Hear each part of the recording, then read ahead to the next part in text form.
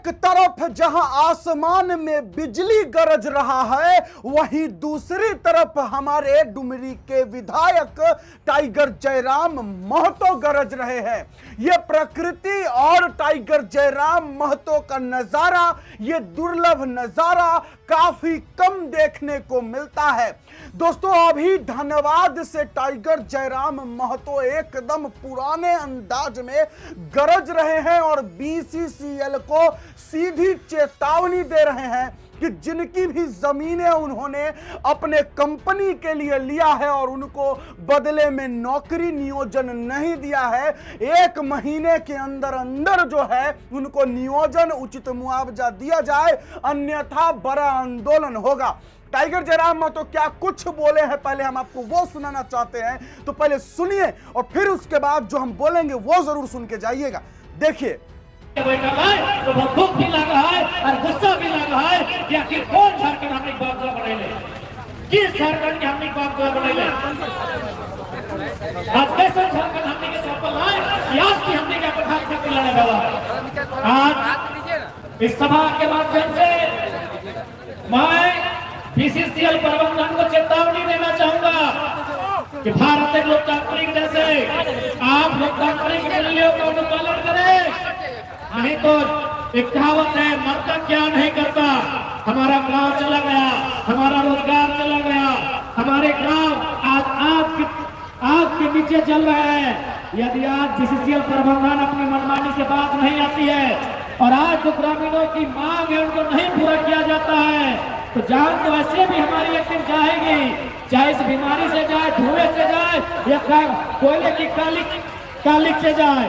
अगर जान हमारी ऐसी जानी ही तय है, इस बार हम लोग अपने हाथ अपने आने वाले भविष्य की लड़ाई को लड़के जाएंगे और यहाँ से एक ढेला कोयला भी बाहर नहीं जाएगा, ये अब हमको तय करना होगा।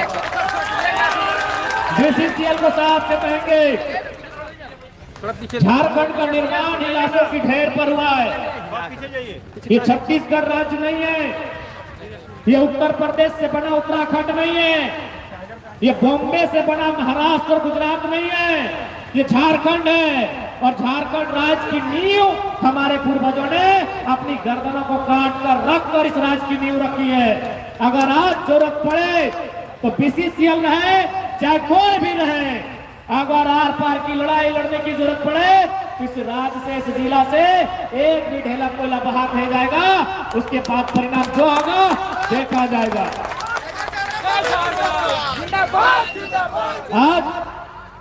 आज निर्णायक लड़ाई की आवश्यकता हो, माय मौसी साहब, दीदी साहब, आप तोहनी के भी अगुवाई करे की आवश्यकता हो। तोहनी बताओ, मैं दुख के बाद भाई का नाम है, बताओ। आज जे धरतिया में हमने बैठला, बैठ के आज हमने इस सभा के कर रहा, ये आंदोलन के कर रहा, ये धरतिया में आज से 3-4 पीढ़ी पहले हमनी के बाप दादा, हमनी के पूर्वज, तोहनी के सास आदि सास धान रोपे के काम कर रहा है या खेती करे के काम कर रहा है। और आज देखा स्थिति कहाँ आ गया है कि जे जमीन जगह गया हमनी खला, हमनी वहां से मार खा के भगा देते। और कहाँ लोग, कहाँ बलिया, कहाँ उत्तर प्रदेश, कहाँ गुजरात, कहाँ हैदराबाद के कंपनी, कहाँ पटना, कहाँ इलाहाबाद के कंपनी और कहाँ के ठेकेदार आके यहाँ कई हजार करोड़ के टेंडर के ठेका, कई हजार करोड़ के ट्रांसपोर्टिंग के काम लेके जाए। तो आज आवश्यकता है इस लड़ाई के निर्णायक मोड़ दिए के। आज अगर हमने चूक गया तो आने वाला पीढ़ी बोले भी नहीं पड़तो, आने वाला पीढ़ी अपन सर के नहीं उठे पड़तो। इसलिए आज आवश्यकता है, जीवन यहाँ रहे कोई ना आयल है, लेकिन अपन बाप अगर जमीन दे के अगर हमने गुलामी करवाए तो बहुत ही धिक्कार के बात है। इसलिए आज एक बार अपन साहस के जुटाई के, एक बार अपन हिम्मत को जुटाई के हमने कहा इस निर्णायक लड़ाई के लड़ाई की आवश्यकता है। आज बहुत दुर्भाग्य की बात है, दुनिया के हर एक कोना में ऐसा बात ना है कि जमीन जहाज चार नहीं केवल लियल गया है, जमीन भौरा गोरखुटी अरल गड़िया और पुट्टी और केंद्रा में लियल गया है, गोधर में लियल गया है। जमीन पूरा दुनिया में कोई कंपनी के, कोई योजना के, खनन के रहे, उद्योग के रहे, जमीन दियल गया है, लेकिन पूरा दुनिया घूर के हुआ जे जमीन मिल है ओकरा नौकरी मिलल है, ओकरा सुख सुविधा मिलल है। लेकिन झारखंड पूरे दुनिया में एगो अपवाद हो, पूरे दुनिया में झारखंड एगो कलंक हो कि यहाँ जमीन के बदले नौकरी मौजाना। 353 के धारा, बड़ा बाबू अब 353 का धारा का क्या नाम दे दिए है? सरकारी काम में बाधा वाला धारा का क्या नाम हो गया है? पूरे ब्रह्मांड में, पूरे दुनिया में एगो झारखंड ये सब राज्य हो जहाँ जमीन के बदले नियोजन ना मिलतो, जहाँ जमीन के बदले सुविधा ना मिलतो, जहाँ जमीन के बदले पैसा ना मिलतो, जमीन के बदले लाठी मिलतो। और जरूरत भलो तो देखा करने को कारों में सीआईएसएफ सीधे कपार में गोली मार दे। केवल झारखंड में, बोकारो में जैसे कोहनी के यहाँ कोयला के खातिर जमीन गल हो, बोकारो में बीएसएल के कंपनी खातिर जमीन गला है। वहाँ भी प्रेम महतो नामक एक लड़का जो जमीन के बदले पकड़ी अप्रेंटिस कर ललाए, अप्रेंटिस के पढ़ाई कर ललाए, वहाँ धरना में बैठे ललाए कि हम लोग को 4th ग्रेड का नौकरी दीजिए। 4th ग्रेड यानी सबसे कम पेमेंट वाला नौकरी, साहब और अफसर वाला नौकरी ना है। लेकिन सीआईएसएफ वाला लाठी मार के जान ले लला है। ये झारखंड के कड़वी सच्चाई है।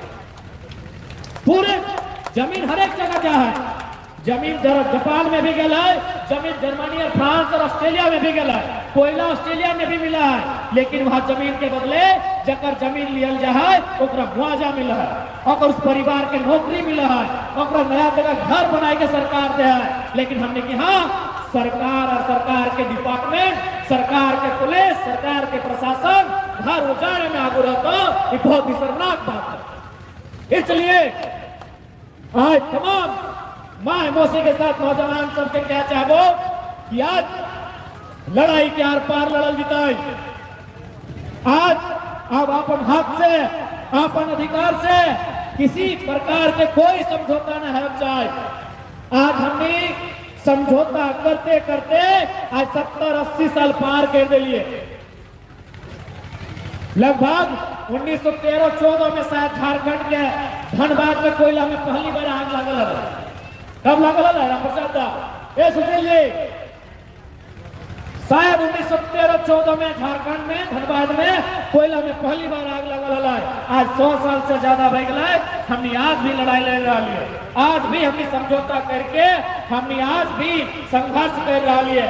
जबकि जकर हिया एक बिट्टा जमीन ना है, जकर हिया गांव ना है, जकर हिया घर ना है, जकर हिया लोग ना है, आज अपने यहाँ अरबों के संपत्ति के मालिक बन गए थे। तो कहीं ना कहीं हमने केवल और केवल समझौता करे के काम कर लिए। आप समझौता नहीं करे तो आप समझौता कर रहा तो पता नहीं जहाज चाहे गाँव काल रहते कि नहीं रहते। और गाँव जहाज चढ़ के लोग कहाँ जाके बसाव करता है वो हटो कोई ठिकाना ना है। ओखनी अगर यहाँ से चल जेते ना तो बांस के घर है, ककरो गुजरात में है, ककरो यूपी में, ककरो बिहार में, तो ककरो हैदराबाद में, ककरो बंगाल में घर है। लेकिन जहाज चढ़ के लोग अगर गाँव किसी कारणवश जैसा बाकी जगह गल अगर खत्म हो गए तो ही गाँव के लोग कहाँ जेते। इसलिए आज आवश्यकता है इस लड़ाई के मजबूती से लड़े के। और आज स्पष्ट हमने क्या चाहिए और हम 1000 बार कहा लिए कि आज एकजुटता के साथ अगर हमने अपनी लड़ाई के नहीं लड़ा तो आने वाला पीढ़ी हमनी पर धिक्कार करतो। आज यह जहाज चढ़ के कोयला कहा सांसद के कमीशन जा है, यह जहाज चढ़ के कोयला से विधायक के कमीशन जा है, यह जहाज चढ़कर कोयला से रांची मुख्यमंत्री के ऑफिस तक कोयला के कमीशन जा है, यह जहाज चढ़कर कोयला से एक सीआई से लेके सेक्रेटरी तक, एक दरोगा से लेके डीजीपी के ऑफिस तक कमीशन जा है। लेकिन जहाज चढ़ के लोग के केवल कोयला के कारी कमाई के ऊपर से गर्दवा है, सैटा फाका मिला है, ये दुर्भाग्य की बात है।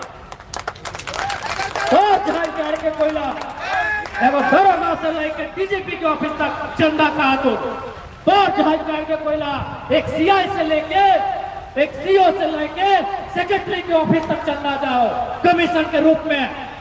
और चढ़ाई करके कोयला विधायक सांसद मंत्री के जेब में जाओ, लेकिन तोर बाल बच्चा के भविष्य न तोर यहाँ शिक्षा, न तोर यहाँ स्वास्थ्य, न तोर यहाँ रोजगार, आप तो सड़क पे काट दिए के काम कर लो। मैं बीसीसीएल प्रबंधन को साफ साफ चेताऊंगा, आप अपनी पूंजी पे घमंड मत कीजिए। भारत के संविधान के प्रियम्बल में पूंजीवाद का नहीं, समाजवाद का जिक्र है। और यदि भारत के लोकतांत्रिक संविधान में आज अगर 1% भी ताकत है तो बीसीसीएल प्रबंधन ये जनता गांधी के देश में आपको उठा के पटक के दिखाएगी, इस बात को याद रखिएगा।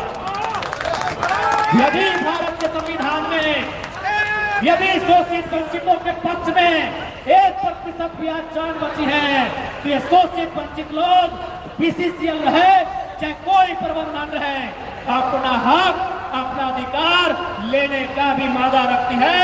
आज मैं बीसीसीएल प्रबंधन को यह चेताना चाहूंगा।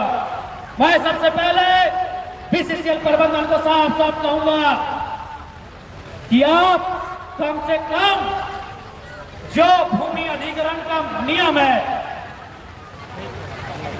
भूमि अधिग्रहण का जो नियम है, चाहे बीसीसीएल रहे या टाटा यूनिट रहे जमाडोबा, भूमि अधिग्रहण का जो नियम है कि यदि आप भूमि अधिग्रहण करते हैं तो आपको आरआर पॉलिसी के अंतर्गत, लैंड एग्जीक्यूशन एक्ट के अंतर्गत जो रैयत को सुविधा मिलनी चाहिए वो सुविधाएं आपको देनी होगी। सबसे पहले जो सड़क जिसको आप लगातार क्षतिग्रस्त कर रहे हैं, इस सड़क को इतनी पक्की बनाइए कि जहाज टाड़ के लोग उसमें आवागमन कर सके। तमाम जो उद्योग कंपनियां होती हैं वो सीएसआर के माध्यम से उस क्षेत्र में डेवलपमेंट का काम करती हैं।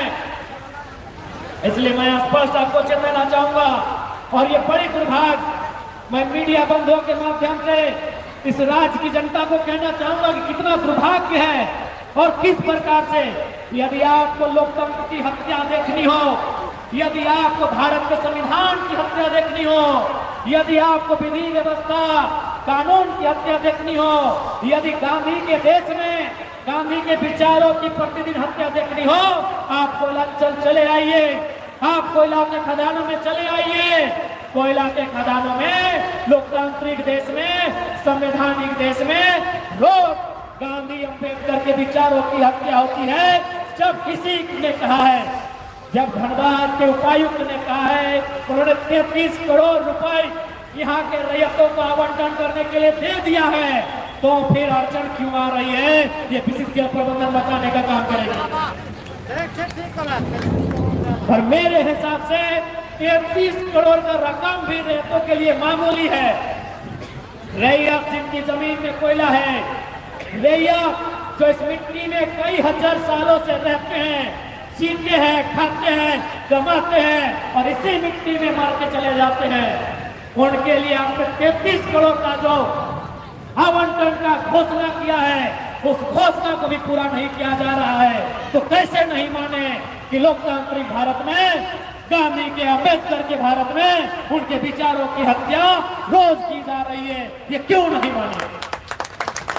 इसलिए मैं इस मंच के माध्यम से, मीडिया के माध्यम से धनबाद जिला की उपायुक्त मैडम को भी कहना चाहूंगा कि ये उपायुक्त कार्यालय का आदेश है, ये उपायुक्त कार्यालय का भी आदेश है कि जहाजटाड़ में जिन रैयतों की जमीन पर कोयला खनन का काम किया जा रहा है उन्हें मुआवजा की राशि आवंटित की जाए। लेकिन अभी तक ये राशि आवंटित क्यों नहीं हुई, ये सवाल का उत्तर आपको देना होगा। यदि अभी देते हैं तो ठीक है, नहीं तो अगले विधानसभा में आपको इस सवाल का उत्तर देना होगा कि अभी तक मुआवजा की राशि का आवंटन कैसे नहीं हुआ। दोस्तों, मुझे तो लगा था कि टाइगर जयराम महतो विधायक बनने के बाद गरजना भूल गए हैं, क्योंकि जिस समय चुनाव था उस समय टाइगर जयराम महतो जिस तरीके से गरज रहे थे, पिछले कुछ दिनों से देख रहा हूं कि टाइगर बिल्कुल शांत हो गए हैं और उस तरीके से नहीं गरज रहे थे। लेकिन आज जो वीडियो देखा आपने, इससे आप भी समझ गए होंगे कि टाइगर पुराने अंदाज में फिर से वापस आ चुके हैं। उन्होंने बोकारो में जो घटना हुई, प्रेम कुमार महतो की सीआईएसएफ के जवान द्वारा जो हत्या किया गया, उस पर भी बोले। और यह बात सच है कि टाइगर जयराम महतो को जब लगता है कि यहां दहाड़ने की जरूरत है तो वहां वो दहाड़ते हैं, और जहां लगता है कि शांत रहने की आवश्यकता है तो वहां वो शांत रहते हैं। वीडियो क्लिप आपने देखा टाइगर जयराम महतो की ये दहाड़, और पीछे आपने देखा होगा कि आसमान में बिजली कड़क रहा है। तो वो दोनों का जो मिलावट आपको कैसा लगा जरूर कमेंट बॉक्स में लिखिएगा। और ये सच में ये नजारा एक दुर्लभ नजारा है जो हमेशा देखने को नहीं मिलता है। तो आप लोग कमेंट बॉक्स में जरूर लिखिएगा कि आपको ये नजारा कैसा लगा। चलिए आज के लिए बस इतना ही है। मेरा नाम बिट्टू सिंह, आप इस वीडियो को मिस्टर बिट्टू पर देख रहे होंगे। जोहार, जय हिंद।